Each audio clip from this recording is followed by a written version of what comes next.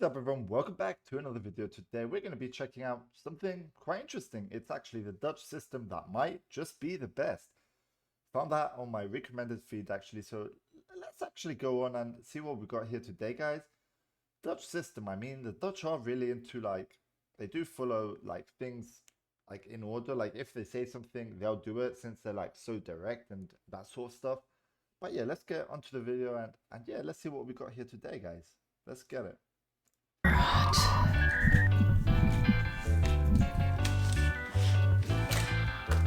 I was having a conversation the other day. How long ago was this? Not that long ago. And we were talking about some pretty principal differences between the Netherlands and Australia and the systems, and despite what's going on at the moment, how much me and my partner actually do want to get back to the Netherlands. Okay, so she's from Australia, I'm guessing, and they're like thinking of moving to the Netherlands since like the system and everything is so well. So yeah, let's see what we actually got for the system here today. I kind of found myself having to justify this, and when it comes down to it, the mum life. Hashtag mum life in the back. Systems and the way the country is set up is so much better than how so many other countries do that. So I wanted to make a video explaining basically all of the things that I think the Netherlands do better than most other countries. And okay, so in my opinion, from just all the videos I've actually reacted to, I do think the Netherlands do things much better than every other country on earth, you know. So but yeah, let's see what we got. So most of these topics could easily have a video just on that topic. So if anyone wants that, let me know in the comments below. This video is more of an overview of some of the main things that I think the Netherlands kind of nails, and you guys can decide for yourself if the Netherlands really is the best country. Okay, so we just watch and like figure that out yourself. You can't really just go and say, like, I can't go and say the Netherlands is the best country, because maybe some other countries have other benefits that, for example, the Netherlands doesn't have. So you can't really say for sure. But let's see, health insurance. So, you know what I read on Wikipedia the other day when I was researching this video is that the Netherlands ranked #1 in a study comparing healthcare systems between America, Australia, New Zealand, Canada, and Germany. Is this crazy? I knew that I liked the healthcare system in the Netherlands, but I had no idea that it had ranked so highly amongst what most people consider to be Western functional healthcare systems, except for America. I don't know what's going on with their healthcare system. I think America's healthcare system, I don't really know too much, but from what I do know, it's pretty much not good, you know. So yeah, that kind of sucks. Now, this study was actually done in 2010, so quite a while ago, but still, the system is good and it works. And I know there are going to be expats that come at me in the comments being like, my doctor only gives me Panadol. I can only speak from experience. I got really sick during my pregnancy while I was in the Netherlands, and I was so well looked after, and the system was amazing, and I had no issues getting the help when I needed it. So for me, I feel like the Dutch healthcare system is almost faultless. So a little bit more. Okay, so that's good. That's her point of view on this from doctors. As she did mention before, like some doctors, like when you visit them, they just say, like, have a Panadol and you'll get better and all that stuff. But that's not really a good job, you know. The doctor really isn't doing his job right there, you know, because it could be a million things. Giving Panadol won't solve like every problem you have. Into how it actually works. There are basically two categories. So you've got this collective pool of funds that basically come from everyone paying their contribution. So everyone in the Netherlands is required to pay for health insurance. And then that covers people going to the doctor, people needing to go to hospital, and things like that. The second pool of funds basically comes from the government. So the government paid for things like long-term care and people that need ongoing treatment, terminal illnesses, and care that's required with disabilities. So all of that is then pulled into another fund. So you've got these two groups. Now, when I tell people that the health insurance in the Netherlands is compulsory, a lot of people are concerned, like, what happens if you can't pay it? What happens if you're on a budget or you've lost your job, or, you know, all of these things when you can't pay a compulsory bill. So the Netherlands basically gives you a subsidy. So if you're a student, if you earn under a certain amount, or if you can't pay for your health insurance, they will give you the funds to pay for your health insurance. Okay, so there you go. The Netherlands, even if you don't have the money, they will like help you, like get you sorted out. You know, they won't just leave you there, I don't know, stranded on the streets and die, you know?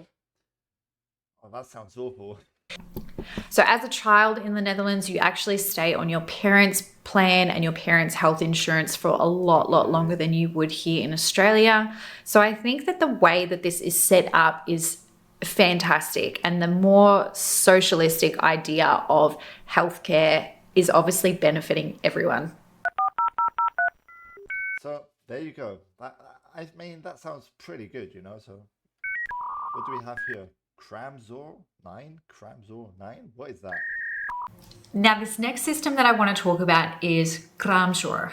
kraamzorg. I always have a really hard time translating this word into English. I kind of it's like an after-birth nurse. I think that's how I would say it. There's After-birth nurse. Okay, so what exactly does that mean? I don't know. Let's find It's basically this person that comes to your house for anywhere between a week, I think, to about 10 days. And they help you. They help you be a first-time parent. They can help you with... You see, bro, that right there, having a nurse being by your side, like if you're completely new to this, you have a nurse by your side which will actually help you like get through with this, you know, because there's for sure a lot of stress going on after you give birth, because like you think your child is sick and you don't know what to do or whatever, bro. You have a nurse by your side helping you 24/7. I mean, in my opinion, that's pretty amazing, you know. I've never heard of such thing before, but if they actually do such thing in the Netherlands, I mean, that's just great, bro. breastfeeding advice. They can help you with checking the temperature and the weight gain of your baby. They also check on you as a mum and how your recovery and healing is going. And the fact that you don't have to cart yourself down to a clinic when you're a new parent and getting out of the house in that first week or so is really difficult. Yeah, better to just stay home because, you know, when a baby's firstly born, like they get sick very easily. They're not really adapted to everything around us. So it's better to just keep the baby inside, keep it safe, have a nurse by your side, and that's it, bro. That's all you do. This is like a godsend. And if there are any Dutch parents or expats or people that have had babies in the Netherlands, you will know when you've really got a good kraamzorg nurse. I believe they have this system in Germany as well. But we do not have this in Australia. And when I was telling my friends about it, their minds were blown. This is crazy. This is so amazing and it helped so much. So if you... I mean, yeah, bro. I totally agree with what is being said. I mean, it does really help out a new parent. So having a nurse by your side, I mean, they should do that more around the world, you know, different countries, not just in the Netherlands and Germany, as she said, but she's not too sure about that. So if you do know, if they do have it in Germany as well, do let me know in the comments, guys, below. If you are from another country and you also have a system like this, I'd love to know. So let me know in the comments below, because as far as I know, I think it's only a thing that's done perhaps also in Scandinavia, but the Netherlands and Germany definitely. But kraamzorg is the best. When I was telling my friends, obviously, how affordable it was too, the fact that the majority of that cost is covered by basic cover health insurance, and that I think as a parent or like as a contributor, you pay like €4 or something an hour for how much time you've requested. So just that it's so accessible to basically everyone is not only amazing that they offer this as a service, But the fact that it's covered by the Dutch government and then they encourage a lot of people to take up their offer and make it affordable and achievable for all income levels to be able to have access to that. This is so amazing. Wow, she literally lost her mind from hearing about that. So as of July 1st, 2020, the paternity leave for fathers in the Netherlands has just increased to 6 weeks. This is... What am I listening to? 6 weeks? Bro, that is just crazy. 6 weeks? And do they actually get paid from work as well during those 6 weeks? Such an amazing step forward. Paternity leave has shown in multiple studies globally that it increases GDP, it increases women in the workforce, and it also decreases the gender pay gap. So the fact that the Netherlands is taking initiative and increasing the paternity leave to 6 weeks is such an amazing thing. I believe here in Australia, a father is entitled to 2 weeks, which was also the old system. So the Netherlands also had a 2-week policy. But the fact that it's... Okay, so you see, in Australia, she said they have like 2 weeks. And in the Netherlands, they have 6 weeks. You see the difference there? That is like a lot of weeks different, you know? It's just crazy to even think such thing actually exists, you know? But well done to the Netherlands for actually providing such helpful like medical stuff and helping like everyone out. That is just amazing. It's increased to 6 weeks just in the last year has been such an amazing step forward by the Dutch government. It'll be interesting to see how many fathers actually take up this offer. It's obviously not compulsory. They don't have a use it or lose it policy like Japan or Norway. So it will be interesting to see how this plays out over the coming years. But needless to say, this is an awesome, awesome system. And I think it's something that the Netherlands is really starting to do right. Okay, so from what I know about like paternity leave, like for men mostly, is as she said, you can either take it or leave it. It's like your choice.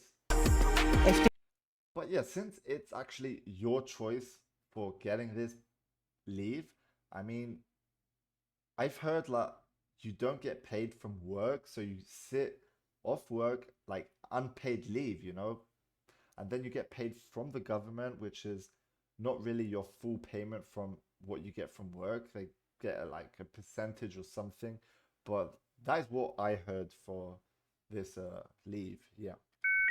Let's see what's next. The Netherlands is the second largest exporter of fruits and vegetables. When I read this completely shocked me. I had no idea that a country so small as the Netherlands was one of the biggest leading agricultural exporters. I mean, the Netherlands do have a lot of land, so it is really, they use it, you know, they're not wasting any land. They just farm, you know, and they are one of the biggest expos in the world. So that is huge, bro. Borders globally. Like, this is crazy. The way that the Netherlands has developed the technology to farm the way that they have is so interesting. The use of greenhouses and closed loop watering systems and vertical gardens. It's just, when you look into it, it's such an amazing feat. They're able to use less pesticides and they're able to grow a variety of... I mean, so like this is mainly like farmers have automatic things. So I'm guessing they don't have to visit the farm every single day to have a look, see if everything is all right. They probably have like the technology that automatically does it for them, you know? So that is another positive thing. Fruit that wouldn't normally grow in the Netherlands either. So things like capsicum, which is paprika, chilies and tomatoes and things that are normally grown in warmer climates. So the Netherlands has basically given themselves full control over the climate and the environment through the technology that they've developed, and they can essentially grow anything. I think being a small country has almost forced them to be a little bit more efficient with the way they use space. So it's definitely been an added benefit to the development of agriculture and farming in the Netherlands. This is another thing that they do really, really well. And it obviously helps the Dutch economy as well. Okay, interesting.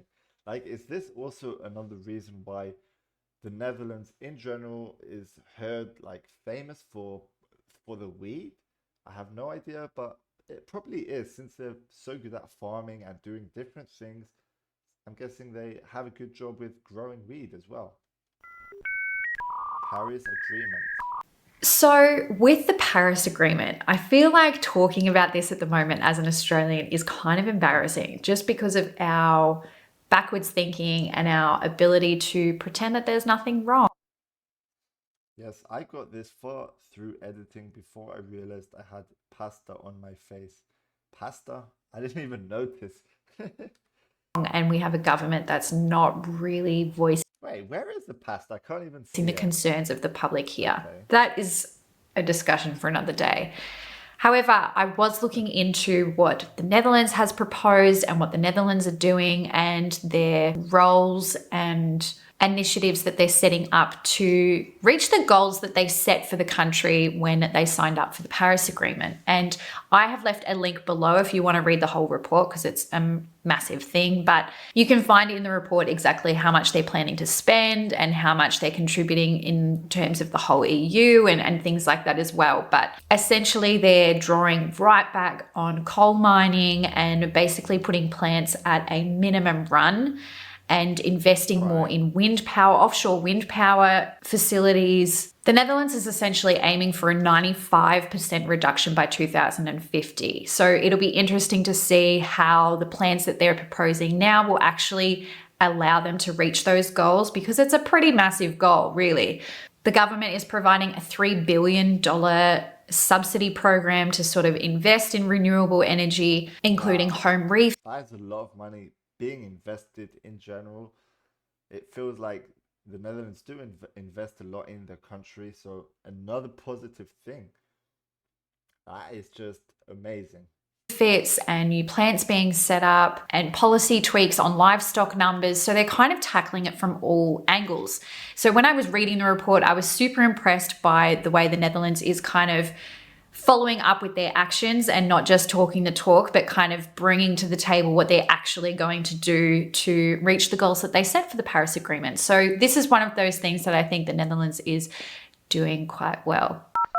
And since they have an agreement, as the name says it, like I don't think the Netherlands will actually deny or lie anything because that's not the sort of people Dutch actually are. So yeah, I feel like I can trust these people, you know?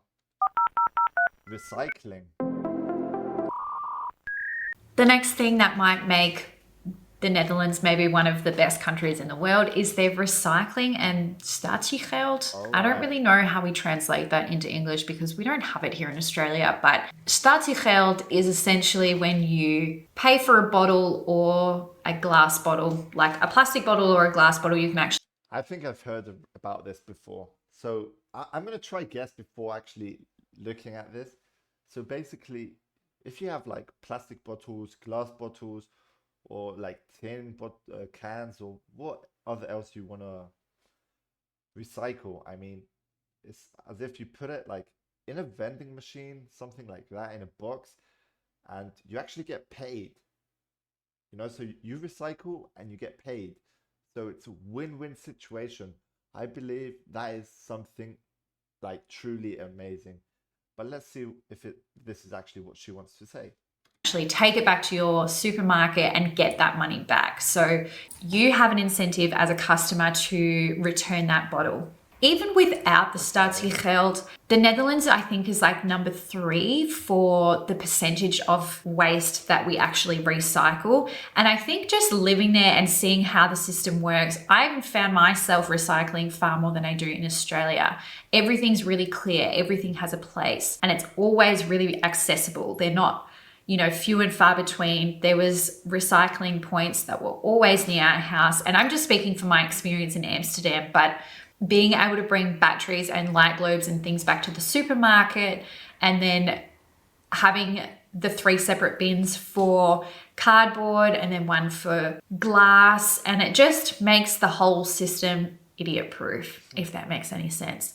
We have a version of statiegeld in Australia that isn't really that functional. Certain states can act as hubs for places that you can actually take your cans and things back to, but WA is a massive one, and that's a 5-day drive away. So there's no way that I would actually save all of my cans and glasses and then drive them across another 2 states to get to Western Australia. Okay. She has a point there. I mean, yeah, you won't save that much, then drive all the way to the other side. But anyway, Spending 5 days worth of petrol and time to get like $3 back. it's not worth it for you, you know? So I think that the system that we have in Australia is completely flawed. We do have recycling facilities, but they're not as accessible as I think they are in the Netherlands, and there's not many incentives for people to want to do it. In Europe as a whole, people in the Netherlands produce more rubbish per head than the rest of Europe, but they're also recycling more than the rest of Europe. So to be sitting So that's a good thing. At least the recycling. at number 3 means that the program is obviously working enough for people to be able to access it and use it, and it's functional and practical. So I think the recycling system and the statiegeld system that is in the Netherlands is amazing and something that other countries should definitely be looking at too. Now, that was a very quick overview of some of the main systems that I find. All right, guys. So I think that was a very good video, in my opinion. Do let me know your thoughts on this in the comments below as well. I mean, the Netherlands do have a really good system, in my opinion, as well. From what I've seen here, from all the other videos I've been reacting to, I feel like the Netherlands is really far ahead in these sort of stuff. Healthcare, recycling, the paternity leave, and all that stuff. That is just amazing. The one I really did enjoy is the nurse for paternity leave. That is just like mind-blowing. But yeah, guys, let me know your thoughts on this in the comments below. If you did enjoy the video, go smash the like button, subscribe to the channel, and stay tuned for more content. Thanks for watching, and we'll see you on the next one. Peace out.